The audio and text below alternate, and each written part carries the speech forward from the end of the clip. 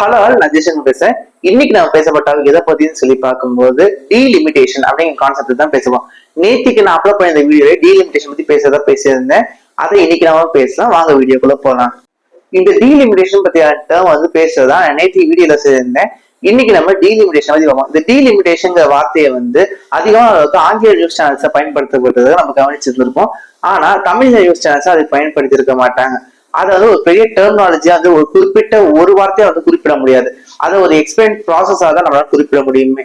அது என்ன சொல்லிட்டு அடுத்தது சொல்றேன். இந்த டீலிமிட்டேஷனை பத்தி இன்னும் முக்கியத்துவம் என்ன அப்படின்றதுன்னு சொல்லி பார்க்கும்போது நம்மளோட தமிழ்நாட்டுல கூட ஸ்டேட் லெஜிஸ்லேட்டிவ் அசம்பிளில பார்ட்டிசிபேட் பண்ணக்கூடிய எல்லா வகையான பொலிட்டிக்கல் பார்ட்டிஸும் நேத்தி, அதாவது சரியா சொன்னா March 5, 2025 அனைத்து கட்சி கூட்டம் வந்து நடத்தியிருந்தாங்க. அந்த அனைத்து கட்சி கூட்டத்துல முக்கியமான தீர்மானம் நிறைவேற்றிருந்தாங்க. அதாவது இந்த மாதிரி டீலிமிட்டேஷன் ப்ராசஸ் செய்ய வேணாம் அப்படிங்கிற ரீதியில தீர்மானங்கள் நிறைவேற்றிருந்தாங்க. அந்த தீர்மானம் என்ன சொல்லியிருந்தாங்க பார்க்கும்போது, டீலிமிட்டேஷன் ப்ராசஸ்னா என்னது, அந்த டீலிமிட்டேஷன் ப்ராசஸ் ஹிஸ்டரி வந்து எந்த அளவுக்கு வந்து எக்ஸ்டென்ட் ஆகி இவ்வளவு தூரம் வந்திருக்கு, ஏன் இது 2025 2026 காலகட்டத்தில் டீலிமிட்டேஷனை பத்தியான முக்கியத்துவத்தோட பேசணும் அப்படிங்கிறதுக்கான காரணத்தை இன்னைக்கு வீடியோல நம்ம பார்க்கலாம். இந்த டீலிமிட்டேஷன் வார்த்தையை தமிழ்ல தொகுதி மறுசீரமைப்பு அப்படின்னு சொல்லி குறிப்பிடுவாங்க. இது 2 வார்த்தைகளோட சொற்றோட தான் குறிப்பிடுறாங்க. தொகுதி மறுசீரமைப்பு, அதாவது ஒவ்வொரு தொகுதியிலும் ஒவ்வொரு கான்ஸ்டியூன்சியும் மறுசீரமைப்பு செஞ்சு, அதாவது வந்து எந்த அளவுக்கு வந்து ரீலொகேட் பண்றதா இருந்தாலும் சரி, இல்லைன்னா வந்து ஒரு வகையான அலைன்மெண்ட் செய்யற ப்ராசஸ் தான் இந்த டீலிமிட்டேஷன் சொல்லக்கூடியது. ஆர்டிகல் 32 அதாவது நம்ம இந்திய அரசியலமைப்பு சட்டத்தோட சரத்து 82 வந்து என்ன குறிப்பிடுதுன்னு சொல்லி பார்த்தோம்னா, லோக்சபா அதாவது மக்களவைய காலத்துக்கு ஏற்ப பாப்புலேஷனுக்கு ஏற்ற மாதிரி தகுந்தாற் போல வந்து சீட்ஸை இன்க்ரீஸ் பண்றது டிக்ரீஸ் பண்றது செய்யணும் அப்படின்னு சொல்லிட்டு நம்மளோட இந்திய அரசியலமைப்பு சட்டமே நமக்கு சஜஸ்ட் பண்ணுது. அப்படிப்பட்ட சஜஷன்ல இது மாதிரி டீலிமிட்டேஷன் கமிஷன் அப்படிங்கறத பிரசிடென்ட் வந்து அறிவிச்சு அதை இயக்கிருக்காங்க. கமிஷன்னா என்ன எடுத்துக்கலாம்னா ஆணையம் வந்து அமைச்சிருக்காங்க. இது மாதிரி தொகுதி மறுசீரமைப்பு செய்யறதுக்காகவே ஒரு ஆணையங்கள் ஒவ்வொரு 10 ஆண்டுகளுக்கு ஒரு முறை, ஒரு தசாப்தத்துக்கு ஒரு முறை வந்து, அதாவது வந்து மக்கள் தொகை கணக்கெடுப்புங்க நடத்துவாங்க. பாப்புலேஷன் சென்சஸ் அப்படின்னு சொல்லி நம்ம வந்து ஆங்கிலம் தெரிவிப்போம்ல. அந்த மக்கள் தொகை கணக்கெடுப்புல இது மாதிரி வந்து எந்தெந்த ஸ்டேட்ஸ்ல எந்தெந்த மக்கள் இருக்காங்க, எவ்வளவு வகையான மக்கள் வந்து இருக்காங்க, வேற மாநிலங்கள் மாறி போனவங்க இருக்காங்க, எமிகிரன்ஸ் எவ்வளவு பேர் இருக்காங்க, இது மாதிரி அளவுல வந்து கணக்கீடு செய்வாங்க. இந்த அளவு கணக்கீடு செய்யறதுல எந்த மாநிலங்கள் அதிகமான அளவு மக்கள் தொகை இருக்கோ அந்த மாதிரி இருக்கக்கூடிய மாநிலங்களுக்கு அதிகமான அளவுக்கு சீட்டு எண்ணிக்கையை கூட்டுறதும், எந்த மாநிலம் குறைவான மக்கள் தொகை இருக்கோ அந்த சீட்டோட எண்ணிக்கையை குறைக்கிறது அந்த டீலிமிட்டேஷன் மெயினான எய்மா இருக்கக்கூடியது. இந்த டீலிமிட்டேஷன் கமிஷன் நம்ம முன்னாடி மென்ஷன் பண்ணியிருந்தால, அந்த டீலிமிட்டேஷன் கமிஷன்ல இருக்கக்கூடியவங்க எல்லாம் யார் யாரும் சொல்லி பார்த்தோம்னா, ஒரு ரிட்டையர்டு சுப்ரீம் கோர்ட் இல்லைன்னா ஹைகோர்ட்டோட ஜட்ஜ் இருப்பாரு மெயின் ஹெட்டா, அதோட சேர்த்து சீஃப் எலெக்ஷன் கமிஷனர்ஸ் இருப்பாங்க. அது கூட வந்து சேர்ந்து ஸ்டேட் எலெக்ஷன் கமிஷனர்ஸ், ஒவ்வொரு ஸ்டேட்டோட எலெக்ஷன் கமிஷனர்ஸும் சேர்ந்து இருப்பாங்க. இதுதான் இந்த டீலிமிட்டேஷன் கமிஷனோட முக்கியமான அங்கங்க உறுப்பினர்களா இருக்கக்கூடியவங்க எல்லாம். இவங்க எல்லாரையும் வந்து அப்பாயிண்ட் பண்றது வந்து நம்மளோட இந்தியாவோட குடியரசுத் தலைவர் தான் அப்பாயிண்ட் பண்ணுவாங்க. இந்தியாவோட பிரசிடென்ட் ஆஃப் இந்தியா தான் அப்பாயிண்ட் பண்ணுவாங்க இந்த எல்லா மெம்பர்ஸையுமே. இந்த மெம்பர்ஸ் எல்லாம் சேர்ந்துதான் எந்த அளவுக்கான தொகுதி மறுசீரமைப்பு செய்யணும் அப்படிங்கிறதுக்கான லெவலை வந்து அறிவிப்பாங்க. அதை வந்து சென்ட்ரல் கவர்மெண்ட் சஜஸ்ட் பண்ணுவாங்க.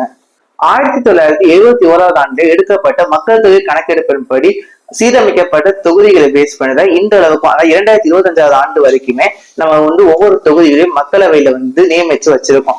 அந்த அமைப்புலதான் 543+2 அப்படிங்கிற லெவல்ல கணக்கிட்டு வச்சிருக்கோம். அதாவது 543 மெம்பர்கள், அதோட ஸ்பீக்கர், டெபுட்டி ஸ்பீக்கர், சபாநாயகர், துணை சபாநாயகர் சொல்லிட்டு 2 பேர், 545 பேர் இருப்பாங்க. இந்த கணக்கீட்டுல தான் நம்மளோட லோக்சபா மக்களவை வந்து இருந்துட்டு இருக்கு. ஹவுஸ் ஆஃப் பீப்புள் சொல்லுவாங்க லோக்சபாவை. இந்த மக்களவையில இந்த மாதிரி பீப்புள் நியமிக்கப்பட்டது 1971 ஆண்டு கணக்கீடு பேசியிருந்தால. 1976 ஆண்டுல இந்திரா காந்தி வராங்க. இந்திரா காந்தி பிரைம் மினிஸ்டர் காலகட்டத்துல அவங்களோட அறிவிப்பு என்ன ஆகுதுன்னு சொல்லி பார்த்தோம்னா, இவங்க ஒரு கான்ஸ்டியூஷன் அமெண்ட்மெண்ட் கொண்டு வராங்க. என்ன அமெண்ட்மெண்ட் கொண்டு வராங்கன்னா, இது 42nd கான்ஸ்டியூஷன் அமெண்ட்மெண்ட் சொல்லுவாங்க. 42வது அரசியலமைப்பு சீர்திருத்தம். இந்த சீர்திருத்தத்துல அவங்க என்ன தெரிவிக்கிறாங்கன்னா, எதுக்காக வந்து இந்த சீர்திருத்தத்தை கொண்டு வராங்க சொல்லும் போது பார்த்துருவோம். அந்த காலகட்டத்துல அதிகமான அளவுக்கு இந்தியாவில மக்கள் தொகை எக்ஸ்போனென்ஷியல் growth அடைஞ்சிட்டு இருந்துச்சு. அதாவது சாதா மல்டிப்ளையிங் growth இல்லாம எக்ஸ்போனென்ஷியல் growth, 2x2 இல்லாம 2⁻3 2⁻4 அப்படிங்கிற லெவல்ல இம்ப்ரவைஸ் ஆயிட்டே இருந்துச்சு. இந்த மாதிரி பாப்புலேஷன் growth கண்ட்ரோல் பண்ணணும். இதுக்காக வந்து பல்வேறு வகையான திட்டங்கள் வந்து ஃபேமிலி பிளானிங் ஸ்கீம்ஸா இருக்கட்டும், அதாவது நமக்கு 20 சொல்லக்கூடிய திட்டங்களா இருக்கட்டும், இது மாதிரி திட்டங்கள்லாம் அறிவிச்சு கொண்டு வந்தாங்க. அந்த திட்டங்கள் அறிவிச்சு கொண்டு வரும்போது எல்லா ஸ்டேட்ஸ்லயும் அவங்க கொடுத்தது நிபந்தனை என்னன்னா, கூடிய விரைவில் வந்து இந்தியாவோட மக்கள் தொகை அளவீடு வந்து குறைச்சாகணும் அப்படிங்கிற இதுல வந்து மென்ஷன் செய்யறாங்க. இந்த மென்ஷனிங்ல பல மாநிலங்கள் கேட்டு இருந்து, முக்கியமா தென்னிந்திய மாநிலங்களும் வந்து சரி சொல்லிட்டு முக்கியமான அளவுல அவங்க பங்கு ஆற்றிருந்தாங்க.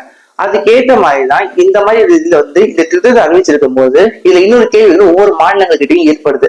அதாவது என்னன்னா, மக்கள் தொகையை நாங்க குறைக்கிறதுக்கான முயற்சிலாம் நாங்க எடுக்கிறோம் தான், இல்லைன்னு சொல்லல, நாங்க எடுத்துக்கிறோம். ஆனா அதே மாதிரி இருக்கக்கூடிய சமயத்துல மற்ற மாநிலங்கள் இதே மாதிரி சீரிய நடவடிக்கைகள் எடுப்பாங்களா அப்படிங்கிற கொஸ்டின் எங்களுக்கு வருது. அவங்க எடுத்தாலும் அவங்க பாப்புலேஷன் growth ஆகும். அதே சமயம் ஆர்டிகல் 82 சொல்லக்கூடிய அந்த இந்தியன் கான்ஸ்டியூஷன் மென்ஷன் ஆகக்கூடிய ஆர்டிகல்ல மக்கள் தொகை மாறுதலுக்கு ஏற்ற போல வந்து கான்ஸ்டியூன்சிஸை இன்க்ரீஸ் பண்றது டிக்ரீஸ் பண்ண நடக்கும். இப்போ பாப்புலேஷன் அவங்க வந்து இன்க்ரீஸ் பண்ணிட்டு நாங்க டிக்ரீஸ் பண்ணிட்டோம்னா எங்களுக்கான கான்ஸ்டியூன்சிஸ்களோட ஸ்ட்ரென்த்ங்கிறது குறைஞ்சிரும், அவங்களுக்கான கான்ஸ்டியூன்சிஸோட ஸ்ட்ரென்த்ங்கிறது இன்க்ரீஸ் ஆயிடுமே அப்படிங்கிற கேள்வி எழுப்புறாங்க. இதனாலதான் இந்திரா காந்தி வந்து என்ன பண்றாங்கன்னா, மத்தவங்க எல்லாருக்கும் சப்போர்ட் பண்றதுக்காக இந்த 42வது கான்ஸ்டியூஷன் அமெண்ட்மெண்ட்ல இது மாதிரி கொண்டு வந்து சீர்திருத்தம் பண்றாங்க. அதாவது 1971 எடுக்கப்பட்ட கான்ஸ்டியூஷன் அமெண்ட்மெண்ட் 2001 ஆண்டு காலகட்டம் வரைக்குமே செல்லுபடியாகும். அதுக்கிடையே எந்த ஒரு மாற்றங்களும் செய்யக்கூடாது அப்படின்னு சொல்லிட்டு அறிவிக்கிறாங்க. அந்த ரீதியில 1976 ஆண்டுல இருந்து 2001 ஆண்டு வரைக்கும் கிட்டத்தட்ட 25 வருஷங்கள் வரைக்குமே கான்ஸ்டியூஷன் எந்த வகையான மறுசீரமைப்பு செய்யப்படும். 2001 ஆண்டு வருது. அந்த 2001 ஆண்டுல அடல் பிஹாரி வாஜ்பாய் தான் பிரைம் மினிஸ்டரா இருக்காரு. இப்படி அவர் பிரைம் மினிஸ்டர் வரக்கூடிய காலகட்டத்தில் மீண்டும் அந்த கேள்விங்கிறது வருது. அந்த கேள்வி வரும்போது இன்னொரு வகையான சென்சஸ் ரிப்போர்ட்டுங்கிறது வருது. என்னன்னு சொல்லி பார்க்கும்போது, அதாவது தென் மாநிலங்கள் சொல்லக்கூடிய தமிழ்நாடு, கேரளா, கர்நாடகா, ஆந்திர பிரதேசம், அதுக்கு வந்து இது மாதிரி இருக்கக்கூடிய எல்லா மாநிலங்களும், அதே சமயம் வடகிழக்கு மாநிலங்கள் சொல்லக்கூடிய அஸ்ஸாம், அருணாச்சல பிரதேசம், அது போன்ற மாநிலங்களும் பார்த்தோம்னா அவங்களோட மக்கள் தொகையை வந்து ஓரளவுக்கு வந்து கட்டுப்படுத்திருக்காங்க அப்படின்னு சொல்லிட்டு ரிப்போர்ட் வந்திருக்கு. அதே சமயம் பிமாரும் சொல்லக்கூடிய ஹிந்தி மொழி பேசக்கூடிய மாநிலங்கள் அல்லது வட மாநில பிரதேசங்கள் சொல்லக்கூடிய இந்த ராஜஸ்தான், பீகார், உத்தரப்பிரதேஷ் இது மாதிரி விட மாநிலங்கள்னா அவங்களோட பாப்புலேஷன் சரியான கட்டுப்படுத்தவே இல்லை அப்படிங்கறது தெரிவிக்கக்கூடிய விஷயமா இருக்கு. இதனால அடல் பிஹாரி வாஜ்பாய் கிட்ட இதே கேள்விகளை மாநிலங்கள் முன்வைக்கிறாங்க. அதுவும் மக்கள் தொகை அதிகமாக கட்டுப்படுத்தி இருக்கக்கூடிய மாநிலங்கள் இந்த கேள்வியை முறையிட வைக்கிறாங்க. இப்ப நீங்க அவங்களுக்கு அதிகமான அளவுக்கு தொகுதிகளை வந்து பங்கிட்டு கொடுத்துருவீங்களோ அப்படின்னு சொல்லி இதே கேள்வி கேட்கும்போது, இல்ல 2026 ஆண்டு வரைக்குமே இது வந்து செய்ய வேணாம், தொகுதி மறுசீரமைப்பு செய்ய வேணாம்னு சொல்லிட்டு அவர் ஒரு கான்ஸ்டியூஷன் அமெண்ட்மெண்ட் கொண்டு வராரு. அதாவது அரசியலமைப்பு சீர்திருத்தம் கொண்டு வராரு. இந்த அரசியல் சீர்திருத்தத்தை 84வது அரசியலமைப்பு சீர்திருத்தம் சொல்லிட்டு அறிவிக்கிறாரு. இது 2026 ஆண்டு வரைக்குமே செல்லுபடியாகும். 2026 ஆண்டுல மீண்டும் மக்கள் தொகையை கட்டுப்படுத்தி, அதுவும் ஒரு முக்கியமா சொல்லக்கூடிய அந்த காலகட்டத்தில் சொல்லப்பட்ட பாயிண்ட், வட இந்தியாவில் கூடிய இந்த பிரதேசங்கள் கூடிய 2026 ஆண்டு வரதுக்குரிய கிட்டத்தட்ட 25 வருஷம், மீண்டும் இந்த 25 வருஷத்துல அவங்க கட்டுப்படுத்தி ஆகணும் அப்படிங்கிற நிர்பந்தனையோட தான் இது மாதிரி கட்டுப்படுத்துறதுக்கான முயற்சியை மேற்கொள்றதுக்காக இந்த அறிவிப்பை வெளியிட்டு இருக்காரு. ஆனா இது 2025 ஆண்டு வந்துருச்சு. இப்போ வரைக்குமே பார்த்தோம்னா தென் மாநிலங்களும் சரி, அதே சமயம் வடகிழக்கு மாநிலங்களும் சரி, இது மாதிரி பாப்புலேஷன் கண்ட்ரோல் பண்ணியிருந்தாலும் இந்த வட மாநில பிரதேசங்கள் பாப்புலேஷன் சரியா கண்ட்ரோல் பண்ணாம எக்ஸ்போனன்ஷியல் குரோத்ல தான் இன்னும் இருந்துகிட்டே இருக்காங்க.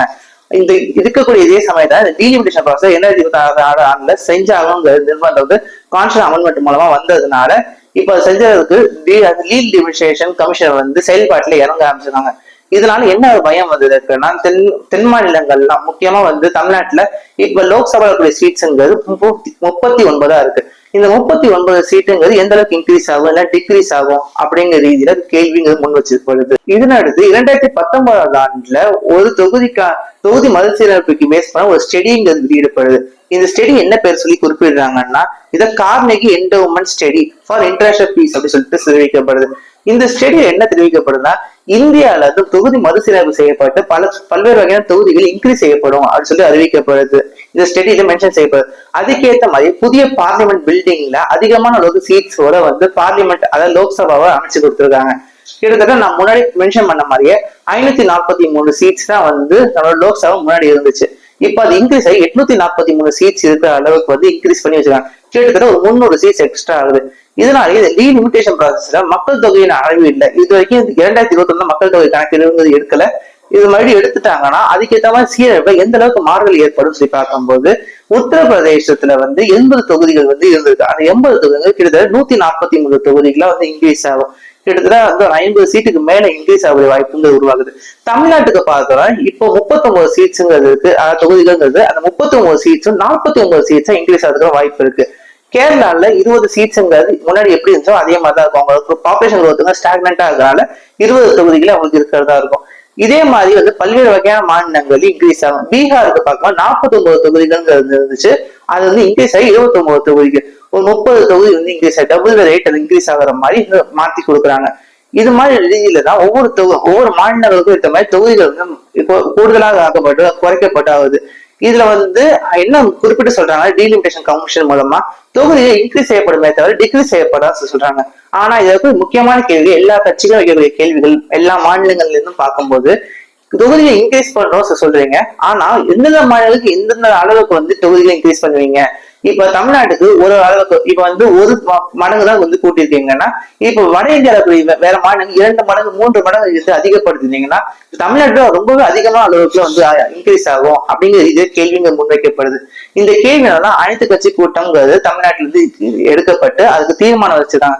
அதாவது டீலிமிட்டேஷன் கமிஷன் மூலமா அந்த டீலிமிட்டேஷன் ப்ராசஸ் செய்யக்கூடாது இந்தியால, அதை நிறுத்தி வைக்கணும். அதுக்கான தீர்மானம் நிறைவேற்றி இருக்காங்க. இந்த தீர்மானம் எந்த அளவுக்கு செல்லுபடியாகுங்கிறது போக போக காலகட்டத்தில் நமக்கு தெரிய வரும். இன்னைக்கு நம்ம டீலிமிட்டேஷன் ப்ராசஸ் பத்தியான பல்வேறு முக்கியமான தகவல்களை தெரிஞ்சிருப்போம். இந்த டீலிமிட்டேஷன் நல்லதுன்னு நீங்க நினைக்கிறீங்களா இல்ல கெட்டதுன்னு நீங்க நினைக்கிறீங்கன்னு சொல்லிட்டு நீங்க கமெண்ட்ல மென்ஷன் பண்ணுங்க. மீண்டும் நாளைக்கு வேற ஒரு தகவலோட சந்திக்க. தேங்க்யூ.